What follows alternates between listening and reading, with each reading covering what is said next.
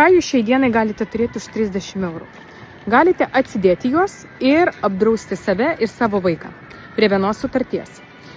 Jau ne vienam žmogui esu sudariusi 1 eurą per dieną kaupiant su draudimu mamai ir vaikui.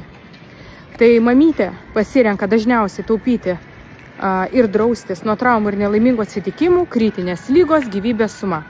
O vaikui parenka traumų draudimą ir visą tai jūs dviese draudžiatės už 1 eurą per dieną ir kaupiate tos pinigus ir investuojate. Tai reiškia, kad 50 eurų centų jums, 50 eurų centų jūsų vaikui.